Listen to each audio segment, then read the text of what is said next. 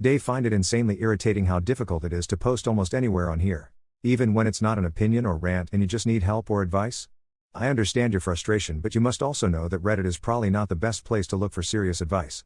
Clicking your name, you seem to manage just fine spamming the same questions over and over to multiple subreddits. Yes. Absolutely yes. I have had my account for almost 10 years and still run into the auto mod has removed your post/comment for low karma because I'm a lurker and very rarely comment or post.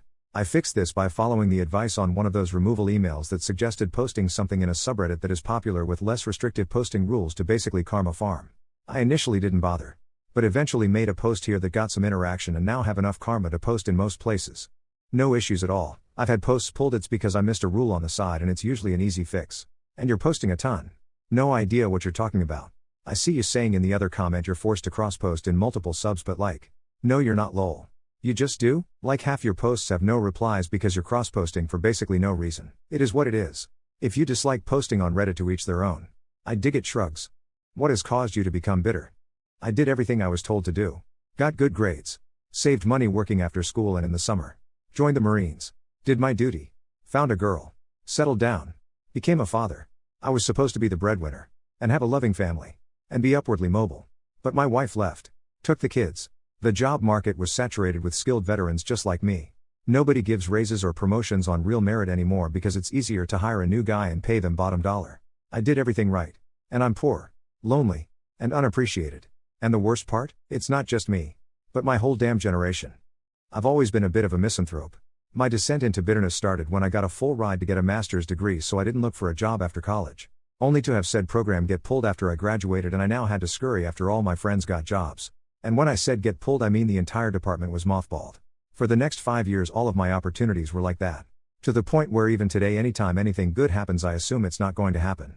It's just descended since then. But getting cancer during COVID solidified my bitterness. Rising rent costs. My smiling depression. Turning 32 on Saturday and feeling like I should have accomplished more at my age. Being unmarried and dateless at 32. Having married/engaged/dating couples shove their happy stories down my throat. And feeling inferior and an imposter compared to everyone else. Being told that my depression and issues don't mean squat because I'm not a military veteran with PTSD. A product of RE. Or a product of domestic abuse. Trust me. I'm a fucking train wreck. What's the sentence that can melt the girl's heart? I was telling my boyfriend that I was working out and would soon lose the 50 pounds I've gained in the last 2 years and that I would soon be back to the hot girl he started dating. His response, "You've always been the hot girl I started dating." My heart melted. It's a shame this will get buried, but this is a surefire heart melter. Money back guarantee. Just look in her in the eyes and say there isn't anything I do that I wouldn't rather do with you. And quat, feel free to name your firstborn after me. About 30 minutes ago my so got home and the look in her eyes when I said I folded all the kids' laundry and there's another load in. And I was thinking about stuffed chicken breast for dinner. Sound good? Told me that the chicken breasts won't be the only thing getting stuffed tonight. I brought you your favorite food, drink, snack. Sit down, love. I'll do the dishes, cook the tea, hang the washing up. I'll go see to the crying baby. Here's a cup of tea, at any point of the day. But in the morning before I get out of bed is my fave. When my parents first met, it was because my mom was stood up by a guy she was supposed to go on a date with. He stood her up to hang out with his best friend. My dad. She saw them out in public and started yelling at the guy. And got so frustrated she started crying. My dad said to her, "Honey, you know, you can get glad in the same pants you got mad in," and quat.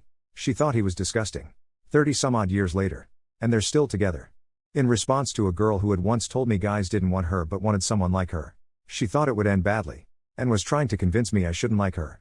Her, "You don't want to be with someone like me," and quat. Me, "You're right. I don't want to be with someone like you. I want to be with you." And quat. How to prevent my parents from ruining my little brother. Time to start talking to little bro instead of dad. Talk to your bro and tell him that dad is very short-tempered, so you two are going to do your best to stay out of his way and not cause trouble. Tell your bro that your dad's temper isn't necessarily your brother's fault. Sometimes parents just vent via their kids and maybe dad has some other stuff going on that he won't share with his kids. Parents who yell tend to feel out of control of their lives, or they are dealing with work/money/marriage stresses that, again, they can't properly convey to kids. Take your brother out places when dad is home. Make yourself scarce when he's there. Avoid him as much as you can. Look to move out as soon as possible, and maybe you and your bro could look for a place together. Your dad probably isn't changing because he doesn't know how. He was probably raised the same way and taught to bury all of his emotions. Because they're not manly. Except for anger. Which is manly. This is one of the ways that toxic masculinity hurts men so badly. You won't be able to help your dad unless you can convince him to get help. Probably therapy. You can help your brother by teaching him how to understand and handle his emotions healthily. Help him recognize his feelings and deal with them in constructive ways. Then he will not feel the need to yell as an adult. My dad would usually talk with a loud voice. However, that's because the loud environment of his workplace. It gets really scary when he gets angry and frustrated. But I know that's his way to deal with it. However, I realized that I also picked up talking loud. And some people don't like that. Now I feel self-conscious about it. I know it doesn't even compare with what you're going through. But maybe by helping your brother understand why is your dad like this, he'd also realize that it's not really a good example to be followed.